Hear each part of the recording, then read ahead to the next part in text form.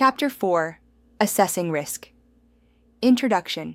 Once hazards and their associated risks have been identified, they should be assessed to determine the overall risk level presented by each hazard. This process begins before the flight using the process outlined in the previous chapter.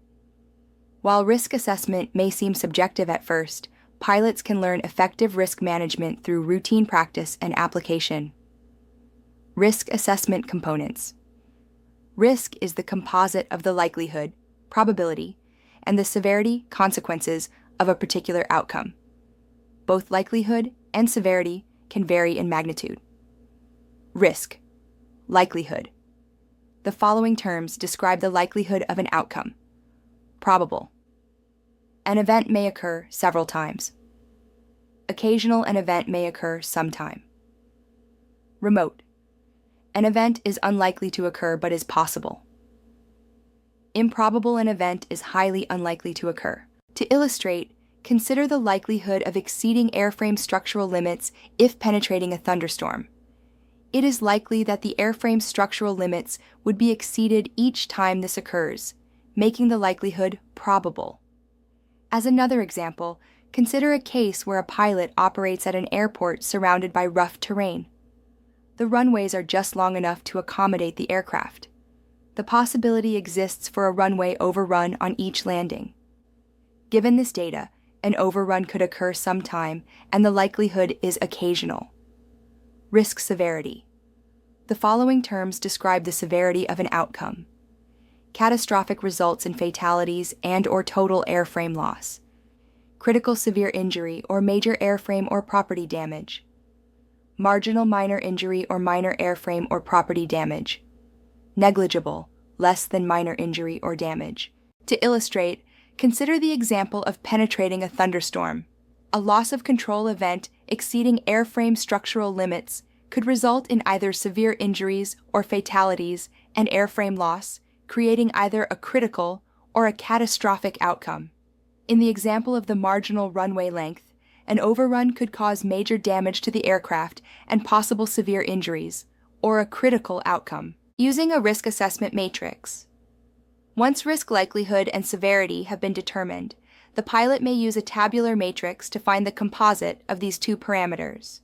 Cross-matching the likelihood and severity on the matrix determines the composite risk. A thunderstorm penetration with catastrophic severity and either probable or occasional likelihood constitutes a high red risk level. The runway overrun with critical severity and occasional likelihood constitutes a serious yellow risk level. The medium green risk level implies a go decision for a planned or ongoing flight. However, in this case, risk should still be mitigated if possible. The high red or serious yellow categories imply no-go unless the pilot finds a means to reduce the risk, such that the next iteration of risk assessment indicates a medium or low risk. Risk analysis should begin hours, days, or even weeks before a flight. For a simple flight, hours in advance may suffice. However, for a complex flight with multiple legs or a series of flights over several days, a pilot should begin to consider hazards. Assessment based on current information and conditions before flight, and associated risks over an extended time period. Matrix errors. When assigning a risk level to a hazard using a matrix, the results could be subject to certain errors. Accuracy. The matrix provides discrete results that depend on the accurate assignment of likelihood and severity. While conducting a risk assessment, a pilot may be unsure of the likelihood or severity for a particular risk or find it difficult to choose between adjacent parameters. In such cases, pilots should apply the more conservative parameters, which place the risk at a higher level. Pilots learning risk analysis should seek the opinion of a more experienced pilot or an instructor if there is any doubt as to the accuracy of inputs. Skewing pilots. Sometimes use inputs that skew the risk toward a lower level due to the desire to complete a flight. Obsolescence. The matrix results lose relevance if the hazards change before a flight departs.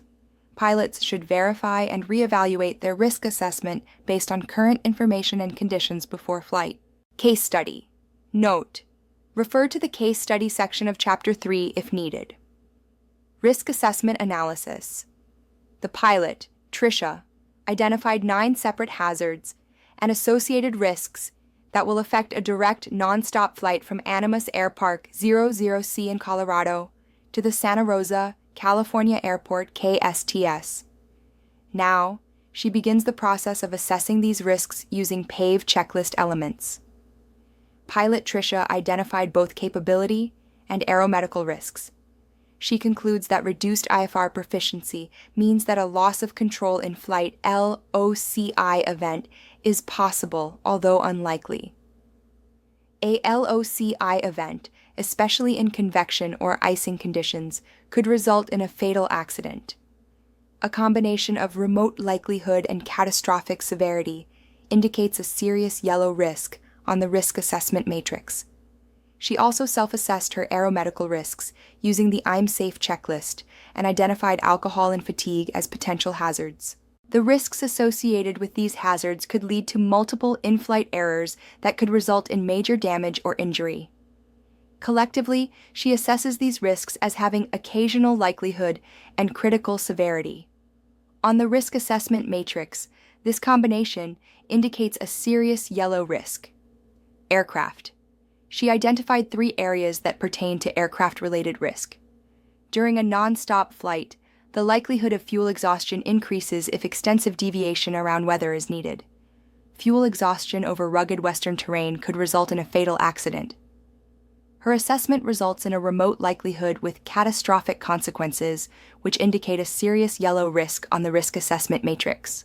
Tricia also noted that her aircraft is not approved for flight in known icing conditions, and that a flight along the planned route might encounter icing conditions at some point.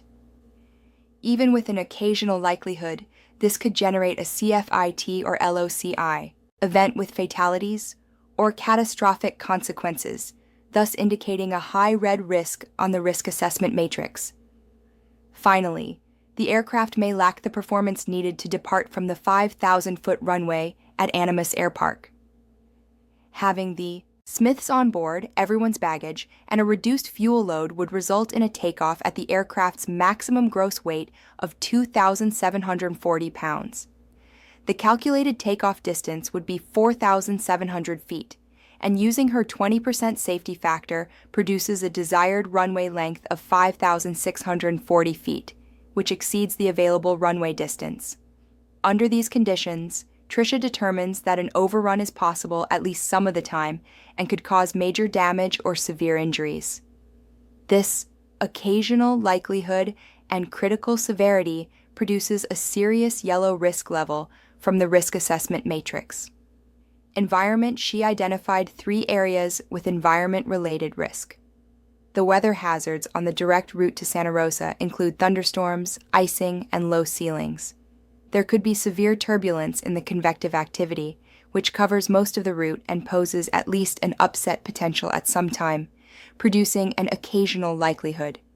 An upset in severe turbulence could result in an LOCI event and catastrophic fatal accident. The occasional likelihood and catastrophic severity indicate a high red risk on the risk assessment matrix. Tricia's original proposed route traverses some very high and rugged terrain. If she were to attempt to fly under the low ceilings and weather, the terrain would be a hazard with an associated CFIT risk. A CFIT event, while unlikely for a pilot with her experience, would still be possible and could result in fatalities. This remote likelihood and catastrophic severity indicate a serious yellow risk on the risk assessment matrix. The Animas Air Park elevation of 6,684 feet, combined with July temperatures, result in a high-density altitude, which constitutes a hazard. The combination of high-density altitude and high terrain in the area could lead to a catastrophic CFIT accident. This could occur at least sometime or with occasional likelihood. The combination of occasional likelihood and catastrophic severity indicate a high red risk on the risk assessment matrix. Both Tricia and Martha face pop-up business events that appear to be critical, and Tricia has agreed to provide a solution to their transportation requirement. Tricia feels the pressure to get to Santa Rosa before the Tuesday meeting. The Smiths are good friends, and she does not want to disappoint them. She feels additional pressure because the Smiths are expected to officiate at the Independence Day festivities and wish to attend parties that night. They may not be aware of any reason why Tricia could not depart early on Tuesday and get to Santa Rosa in time for their meetings using a single-engine GA airplane. She concludes that external pressures are magnifying the identified risks, indicating a probable likelihood and catastrophic severity with high red risk levels. She finishes recording her risk assessment analysis and begins determining ways to mitigate the risks. See the case study section in Chapter 5, Mitigating Risk. She will soon need to discuss the next steps with the Smiths. Chapter Summary. Risk assessment is a critical element in the risk analysis process. To determine overall risk levels, the pilot assesses both risk likelihood and risk severity for all identified hazards.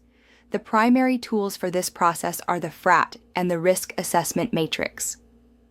A pilot's risk assessment accuracy should improve with practice. Hope you learned something valuable in this chapter of the Risk Management Handbook. Subscribe to Flying for Hours for more aviation content. Happy flying!